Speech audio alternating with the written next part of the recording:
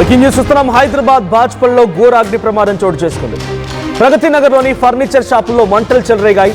వరుసగా పక్కన ఉన్నటువంటి షాపులకన్నిటి కూడా ఈ మంటలు వ్యాపించాయి. ప్రమాదంలో పూర్తిగా 30కి పైగా షాపులు దగ్ధమైనట్టు తెలుస్తోంది. షార్ట్ సర్క్యూట్తోనే ఈ ప్రమాదం జరిగింది. రోడ్డు పైన ఒకదాని వెంట ఒకటి అంటుకొని ఉన్నటువంటి ఆ షాపులన్నింటిలో కూడా పెద్ద ఎత్తున మంటలు చెలరేగడం, అక్కడ ఫర్నిచర్ పూర్తిగా కాలి బూడిదైపోవడం.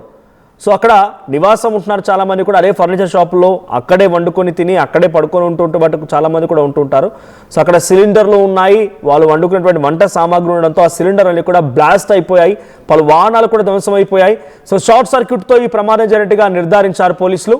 ఇక ఒక్కో షాప్లో సుమారుగా 40 లక్షల రూపాయల విలువైనటువంటి ఫర్నిచర్ సామాగ్రి ఉందట. అగ్ని ప్రమాదంలో సుమారుగా 5 కోట్ల రూపాయల నష్టం వాటినట్టుగా చెప్తోంది. సో 5 గంటల పాటుగా శ్రమించి ఆ మంటలన్నింటి కూడా అదుపులోకి తీసుకొచ్చారు ఫైర్ సిబ్బంది.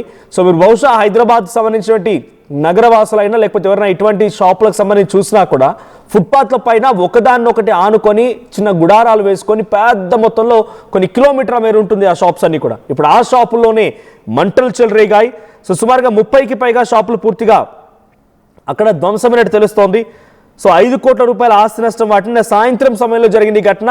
ఎగ్జాక్ట్గా అర్ధరాత్రి 11 గంటల సమయానికి ఎలక్ట్రిక్ షార్ట్ సర్క్యూట్ కారణంగా ఈ మంటలు చెలరేగాయి.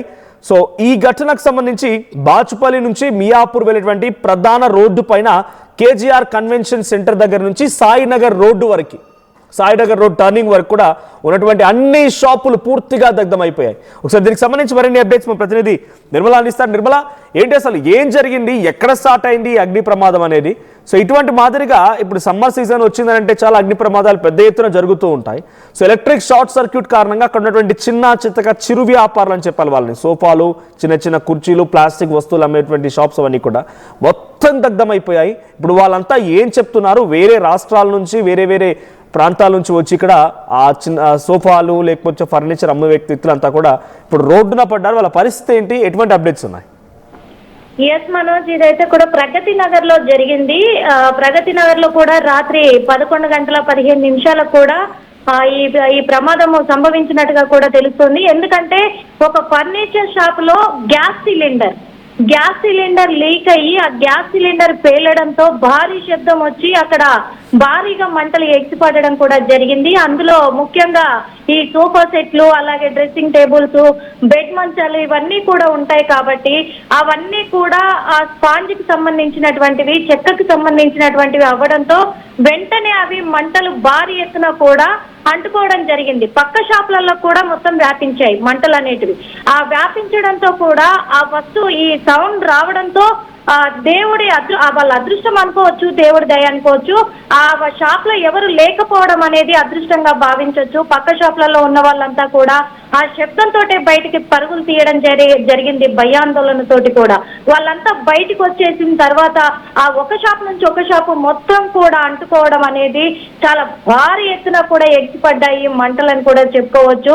మరి కేవలము ఆ గ్యాస్ లీక్ అనేది ఎలా అయ్యింది అనే కోణంలో కూడా పోలీసులు అయితే దర్యాప్తు కొనసాగిస్తూ ఉన్నారు. అదే కాకుండా దాదాపు 30 షాపుల వరకు కూడా అక్కడ మంటలు అంటుకోవడంతో 5 నుంచి 6 కోట్ల వరకు కూడా భారీ నష్టం జరుగుతుంది అని పోలీసులు అయితే అంచనా వేస్తున్నారు.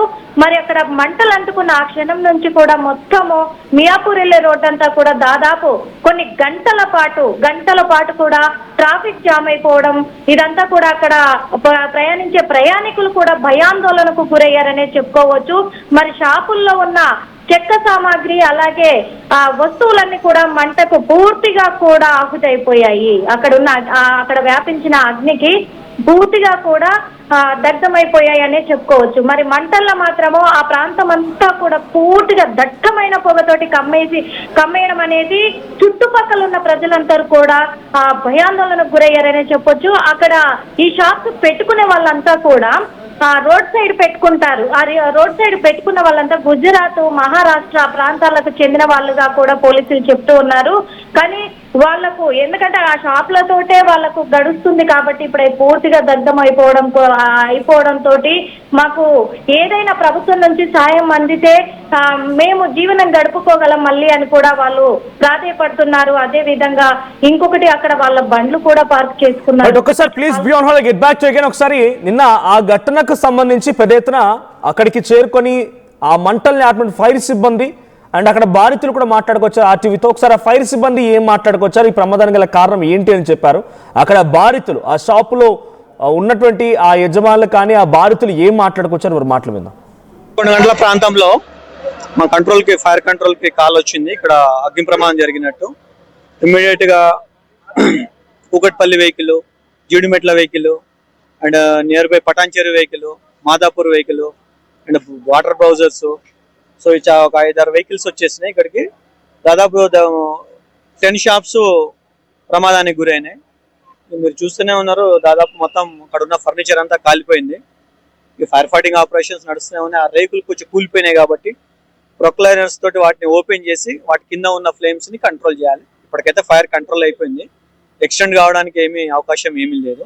ఫైర్ అండర్ కంట్రోల్లోనే ఉంది, ప్రాణ నష్టం ఏమీ లేదు, ఎవరికి ఇంజురీస్ కూడా ఏమి లేవు. కేవలం ఫర్నిచర్ మాత్రమే ఫైర్ అయింది. ఇంకా అది మనకి అంచనా వేయలేము, ఆ ఓనర్స్ వాళ్ళు చెప్పాలి మనకు అది ఎంత ప్రాపర్టీ ఎంత వాల్యూ ఉన్నది అనేది. మనకు వాళ్ళు ఇన్పుట్ ఇస్తే దాని మీద మేము ఏమైనా చెప్పగలుగుతాం. 11 దాదాపు ఎన్ని షాపులు ఉంటాయి? 10 షాపులు 20 షాపులు. అట్లా అసలు ఏం తీసుకోలేదు, ఏం కట్టుబడి బయటకు వచ్చినారేమో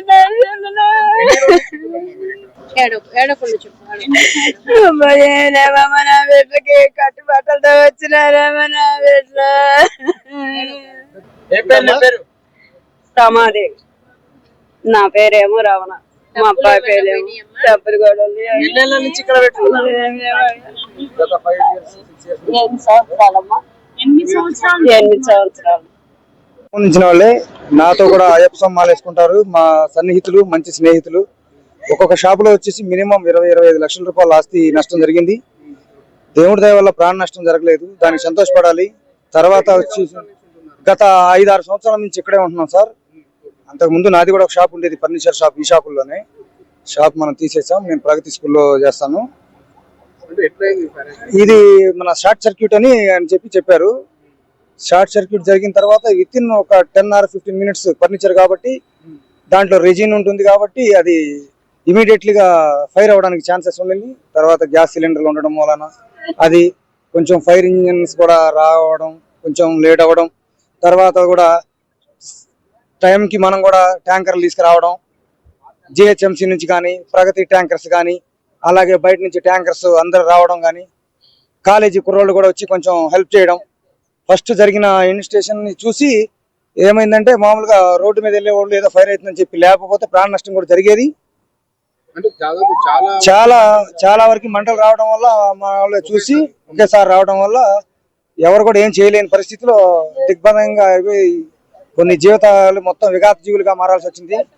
కట్టు బట్టలతో కూడా లేని పరిస్థితి ఉంది.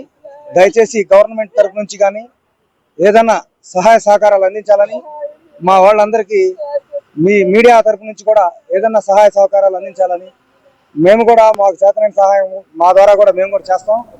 వీళ్ళందరికీ కూడా మీ అందరికీ మా హృదయపూర్వక ధన్యవాదాలు. వాళ్ళందరినీ రోడ్డును పడకుండా మీ మీడియా ద్వారానే మంచి సమాచారం ఇచ్చి వాళ్ళకి మేలు జరిగేటట్టు చూస్తారని మనస్ఫూర్తిగా కోరుకుంటున్నాను. ఒక్కో షాప్లో సగటున 25 లక్షల రూపాయల విలువైనటువంటి ఫర్నిచర్ ఉంది యావరేజ్గా.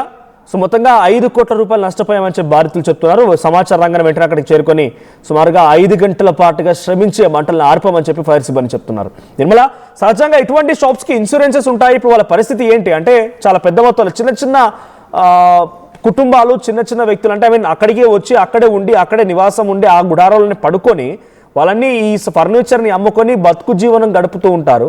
సో అటువంటి వ్యక్తులు ఇప్పుడు తమ ఉపాధిని కోల్పోయారు, ఆశ్రయాన్ని కోల్పోయారు, వాళ్ళకున్నటువంటి ఆ వస్తువులు మొత్తాన్ని కోల్పోయారు. ఇన్సూరెన్స్ ఉంటుందా? దీనిపైన గవర్నమెంట్ వైపు నుంచి ఎటువంటి రియాక్షన్స్ వస్తున్నాయి? అధికారులు ఎవరైనా రెస్పాండ్ అయ్యారా?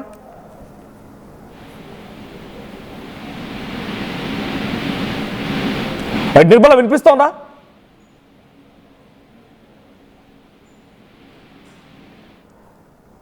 రైట్.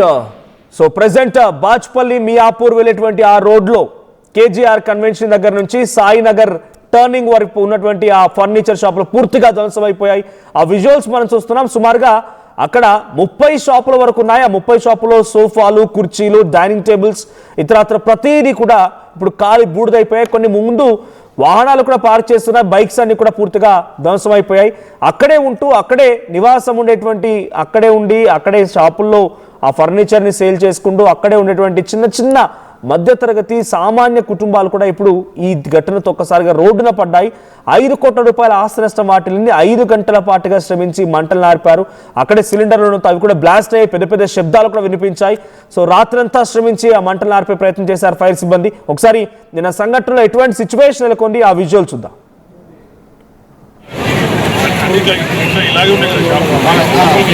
आप